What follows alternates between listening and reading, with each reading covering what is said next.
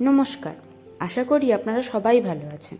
আপনাদের সবাইকে স্বাগতম জানাই ফ্ল্যাশের ফোরনে। সকাল সকাল মনটা শান্ত করার জন্য একটু হাঁটতে বেরিয়েছি। লোকে যাকে মর্নিং ওয়াক বলে।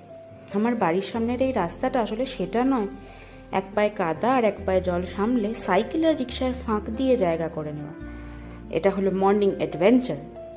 আর এই অ্যাডভেঞ্চারের সবচেয়ে মজার অংশ সেটা হলো এখানকার বাজার।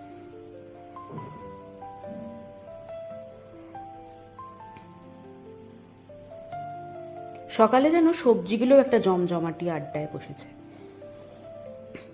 লাল লাল পেঁয়াজের শাড়িগুলো দেখে মনে হচ্ছে একটা জরুরি মিটিং করছে।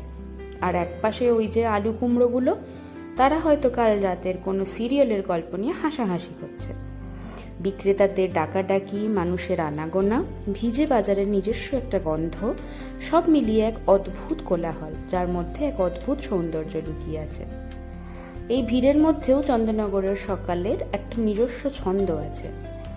পুরনো বাড়িগুলোর চেহারা, সাইকেলের হেডলাইটের হালকা আলো আর রিক্সার ধীর গতি, সব মিলিয়ে একটা শান্ত স্নিগ্ধ সকাল মনে করিয়ে দেয় যে ব্যস্ততার মধ্যেও ছোট ছোট মুহূর্তগুলো কতটা সুন্দর। আমার মর্নিং মিশন সফল। আপনার সকালটা কেমন ছিল কমেন্টে জানাতে ভুলবেন না। আর যদি আমার এই ছোট্ট গল্পটা ভালো লেগে থাকে তাহলে লাইক আর সাবস্ক্রাইব করে দেবেন। পরের ব্লগে আবার দেখা হবে।